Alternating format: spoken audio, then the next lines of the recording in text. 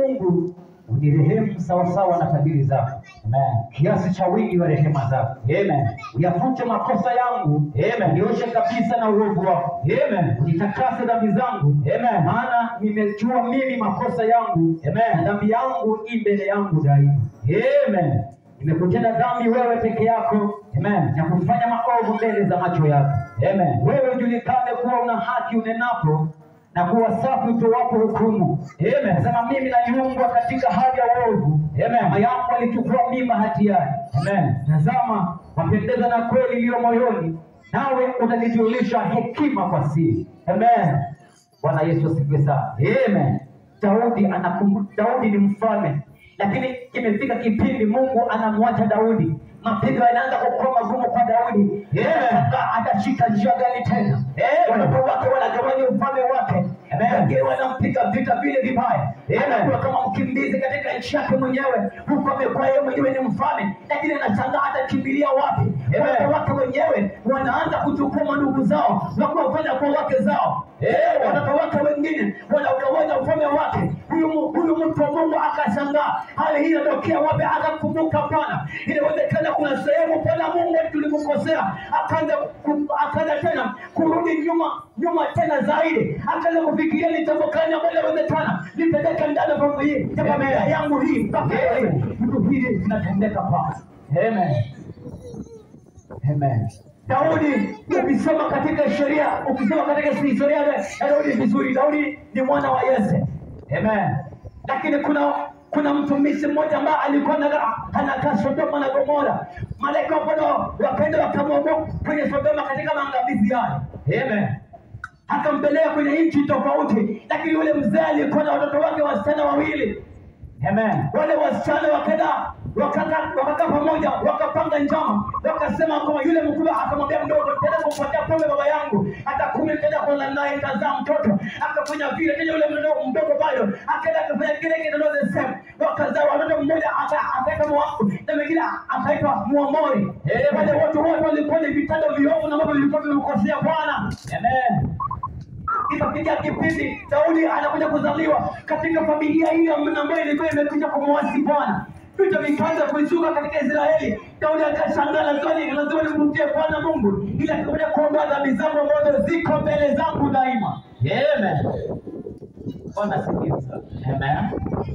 Kuna uwezekano ya kwamba umezaliwa katika sehemu na ambayo Mungu alikuwa amekuja kukupangia maisha mazuri. Inawezekana kama familia yenu Mungu alikuwa amekubali, ameichagua tangu zamani. Amen. Kuna kipindi kilifika mkamwacha Mungu. Kuna kipindi kilifika ukitaka vizuri nenda waulize wale wazee wa zamani. Watakwambia kitu gani ambacho kilikuwa kinaendelea katika familia hiyo. Amen. Kurudi tena baada ya miaka kadha wa kadha, mkapata kutubu dhambi ambazo zilikuwa zinatendeka ili Bwana akapata kukurudia wewe na familia yako. Amen. Amen. Amen. Kuna watu wengine, kuna wakati mwingine mtumishi wa Mungu uelewe kama Mungu anatembea katika utakatifu. Kuna saa inafika dhambi inazama mbele za Bwana. Amen. Mungu akikuangalia anaona dhambi na ambazo baba zako walitenda wewe. Amen. Mpaka leo watoto wengine wanateseka kwa sababu wazazi walifanya matendo mabaya, wakamwacha Mungu kule, wakawazaa watoto. Leo hii watoto wale wanalipia gharama za dhambi za wazazi wao. Lazima mtu wa Mungu urudi tena nyuma, ukapata kumtafuta Bwana tangu nyuma, akapata kuziondoa zile makosa zote ili ukapata kuanza naye upya. Amen. Kwa sababu mpaka leo hii hata kama unaendelea ni sawa, lakini hivyo siku dhambi zitasimama mbele za Bwana, utamkosa Bwana tena. Amen. Kuna watu walizaliwa kama manabii ambao ni watumishi wa Mungu, lakini kila wakati ukitafuta kuendelea mbele unapata umeanza kurudi nyuma. Sio kupenda kwako, kuna vitu ambavyo vimetendeka katika familia yako, urudi nyuma kwanza, urudi nyuma ukapata kutafuta ni nini hicho kitu ambacho kilifanyika, ukapata kumwendea Bwana wa majeshi leo akakurejeze mahali ambapo unastahili kukua. Amen. Amen. Bwana Yesu asifiwe sana. Amen.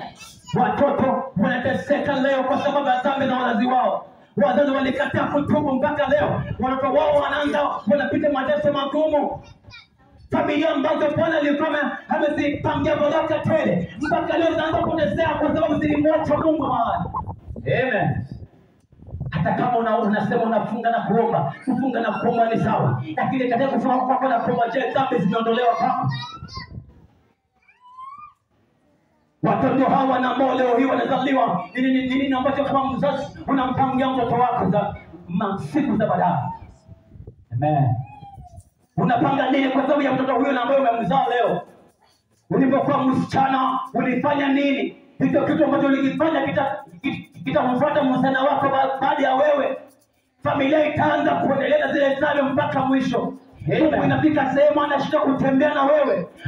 Unatamani Mungu akae ndani mwako, lakini hawezi, kwa sababu kuna kipindi Bwana anaanza kuangalia dhambi ulizo nazo, anaenda mbali nao, kwa anatamani kukaa na wewe. Ukifunza kutoka mtumishi wa Mungu leo, ukapata kutembea na Bwana Mungu wa maana ambaye alikuchagua kabla haujazaliwa wewe mwenyewe.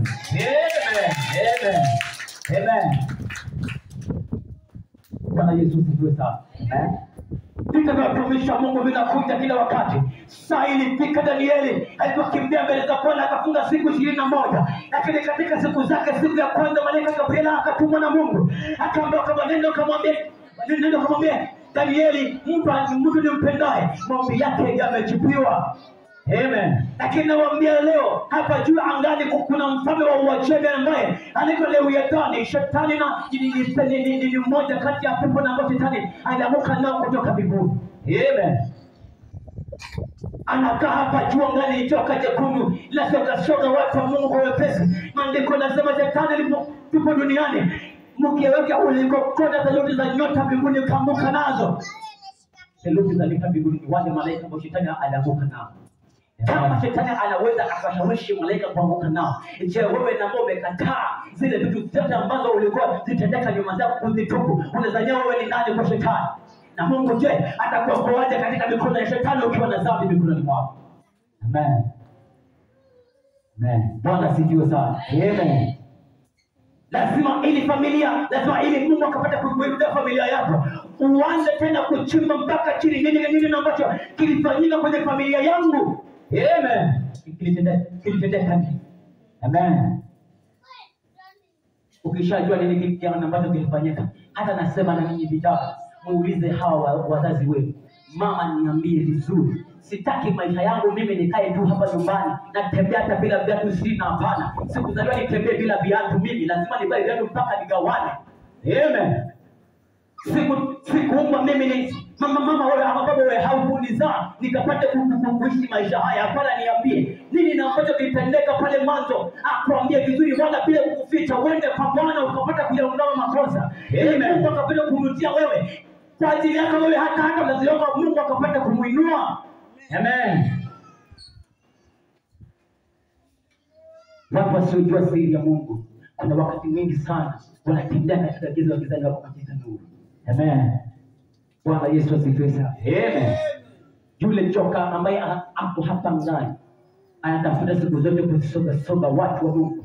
Unaweza ukazania ya kwamba umesimama, kumbe ulishanguka miaka 100 iliyopita. Amen. Wakati mtu anaendesha baiskeli amekanyaga mwiba, hawezi akaona kama amekanyaga mwiba. Inawezekana mwiba ulishadunga tairi, upepo wenyewe unaanza kutoka pole pole, mtu hajui. Kipindi kinafika unaanza kupanda mlimani tu, upepo unaisha mara moja. Unaanza kuchukua baiskeli yako na kuanza kuibeba wewe mwenyewe, tena unapanda juu ya mlima. Badala ya baiskeli kupandisha, unaanza kuipandisha wewe. Amen.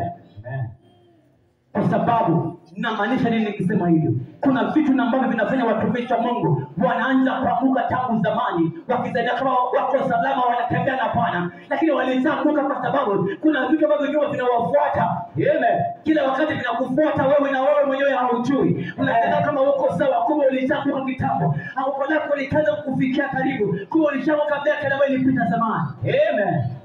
Watu wa Mungu mtini Bwana, simameni katika Yesu siku zote. Hebu itafuteni kweli ya Mungu, mkae ndani yake, kwa sababu katika yeye vyote vinapatikana kwake. Hakuna mtu ambaye aliumbwa na Bwana kuja duniani ila akapata kupita mapito ya uchungu. Hapana, kuna vitu vipo na ambavyo vinasababisha machungu ya mwanadamu kuwepo, lakini Bwana akapata kuondoa, akurejeshe mahali pako unapostahili kufika. Amen. Amen. Amen. Bwana asifiwe sana. Amen. Kitabu cha Maombolezo 5. Bwana Yesu asifiwe. Poleni sana. Sijazoea sana kufundisha, lakini nimezoea kupasua, nimezoea kupili. Bwana Yesu asifiwe. Amen. Wakati mwingi sana tunapita, wakati mwingi sana hata kule mahali tunakaa. Kuna wakati nilikuwa nimetoka na Biblia langu nikienda kuhubiri injili sehemu. Tunavamiwa mpaka na watu wanataka kutuua. Lakini Yesu anatuokoa kwa sababu anajua tunajua tuko pamoja naye. Yesu anatuokoa kwenye mikono ya uharibifu mkali. Nataka niwaambie, ukiwa na Yesu Kristo, ukikubali kutembea naye katika njia zilizo sawa, hakuna siku Yesu anaweza kukuacha katika barabarani. Hakuna siku hata Yesu anaweza kukuacha barabarani. Unatembea naye mpaka wakati wa uzee wako. Bwana Yesu asifiwe sana. Amen. Wakati mtoto mdogo anazaliwa, huwa anazaliwa kama nyota inayong'aa angani. Ndio maana Yesu Bethlehemu ya Uyahudi akazaliwa. Nyota yake ikawafuata Mamajusi kutoka mashariki. Ikaenda akawaambia, twendeni, nimezaliwa sehemu fulani. Haikuwa nyota, alikuwa Yesu akiwaambia Mamajusi, nimezaliwa sehemu fulani, twendeni mkapata kuniona. Mkanipatia vitu vyangu na ambavyo Mungu alipata kuwakabidhi, mkapata kunikabidhi mimi. Amen. Wakati mtu anazaliwa, kuna watu waliozaliwa wako mbele zako kwa sababu ya kukubariki wewe. Amen. Umezaliwa kama nyota inayong'aa, leo hii imezima kwa nini? Amen. Umezaliwa katika nyota iliyong'aa, mbona leo inazima? Amen. Bwana Yesu asifiwe sana. Amen. Inawezekana familia iko na jambo, basi itafuta Bwana kwa hiyo familia kupata kumrudia Mungu. Amen. Msingi wa Bwana ukiwa ndani ya familia itakaa uli katika usalama wake. Amen. Kitabu cha Maombolezo 5. Maandiko anasema hivi. Bwana, kumbuka yaliyotupata. Utazame na kuiona aibu yetu. Urithi wetu umegeuka kuwa mali ya wageni, na nyumba zetu kuwa mali ya makafiri. Bwana asifiwe. Amen. Mungu anakupatia vitu ambavyo unahitaji kutembea navyo. Lakini kwa sababu kuna vitu ambavyo vinakufuata toka nyuma, kuna watu wanakuja kuiba vitu ambavyo uko navyo wewe. Amen. Wale watu wa giza huwa hakuna kitu wanajua, lakini wanaangalia watu ambao wako katika nuru. Wanaona vizuri kwenye nuru. Nikuuliza mpendwa swali.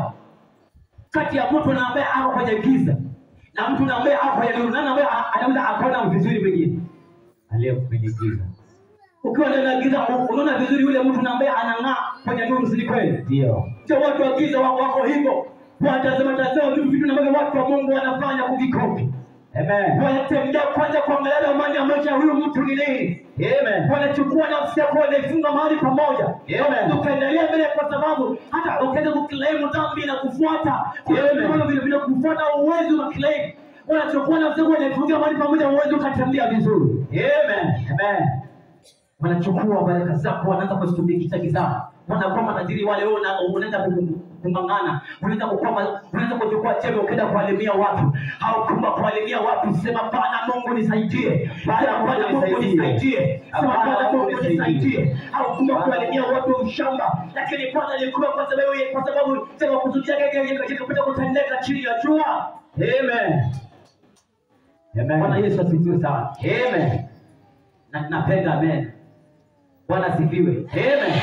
Bwana asifiwe tena. Amen. Akia mwenzako tangu sasa. Tangu sasa. Akia mwenzako tangu leo. Tangu leo. Nakataa kuwa mkia. Nakataa kuwa mkia. Akia mwenzako tangu sasa. Tangu sasa. Nakataa kuwa mkia. Nakataa kuwa mkia. Akia mwenzako tangu leo. Mimi nitamwabudu Bwana Mungu wangu. Nitamwabudu Bwana Mungu wangu. Amen. Wale watu wote ambao wameweka mizunguko ndani ya maisha yako, wanaangalia usiku na mchana. Amen. Katika kioo chao wanaanza kutazama unatembea na mnatwani. Amen. Bwana asifiwe. Amen. Wakristo niwaambie kitu. Amen. Kama kuna mtu sijui nitumie. Bwana Yesu asifiwe sana. Amen. Nashangaa nitumie neno gani? Kama kuna mtu ambaye anakosa mipangilio kwa maisha yake, ni Mkristo. Mkristo ukishakosa mipangilio yako umemkosa Bwana. Mungu anatembea na mtu ambaye ako kwenye mipangilio yake mizuri. Ukianza kufuata mpangilio ya Mungu utamkosa Mungu. Ndio maana wale watu wanakuroga vizuri. Amen. Nashangaa hii na watu. Bwana Yesu asifiwe sana. Amen. Hata shetani akazima stima. Leo sauti ya mitume kwa ajili ya Bwana. Amen. Inahubiri injili hata kama kuna vyombo. Amen. Yesu asifiwe sana. Amen. Nakwambia mtu wa Mungu leo, simama na Yesu Kristo kwa sababu wewe unajua kwa nini ulizaliwa. Waje kutembea katika safari na ambayo hauielewi. Tafuta kuelewa safari ya Mungu. Amen. Wewe kwa nini uliokoka basi? Mbona mpaka leo ulishawahi uliza mwenzako kwa nini wewe tu ulipa Mkristo? Ule muuliza mwenzako mbona yeye mwenyewe anaitwa Mkristo? Ule muuliza mbona wewe uliokoka? Bwana asifiwe. Hapo ukimuuliza mwenzako mbona wewe uliokoka sababu kwa sababu Yesu ni Bwana. Haleluya. Amen. Mbona ulipa Mkristo? Mbona leo uko ndani ya kanisa? Ipo sababu, kwa sababu Yesu Kristo alijua vizuri wewe lazima ukaenda na kanisa ukapata kumpokea yeye. Uwe chombo kwa sababu ya kuibeba ahadi yake ukifikia sehemu fulani. Utaibaki ahadi wakati vitu vyenyewe vinakufuata nyuma. Vitu ambavyo vinakula maisha yetu ni vile vitu ambavyo vilifanyika zamani. Wazee watu walifanya kuvitenda, leo hii tunalipia uchungu wao. Amen. Tangu sasa nataka nitangazie mtu leo. Usikubali kulipia machungu ya wazee wako. Kama walivyojitenganisha na ukoo wenu.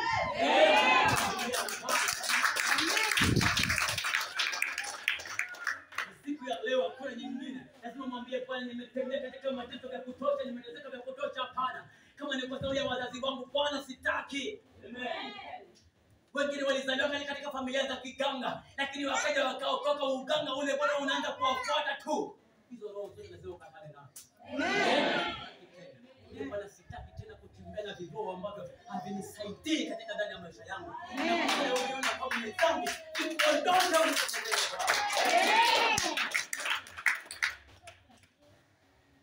Roho ya mtu wa Mungu inakaa katika sehemu takatifu ya Bwana. Inafika kipindi shetani anapiga watu wa Mungu. Kwa sababu watu wa Mungu wanakosa mwelekeo Bwana Mungu wao. Amen. Bwana Yesu asifiwe sana. Amen. Nimalizie kile kitabu.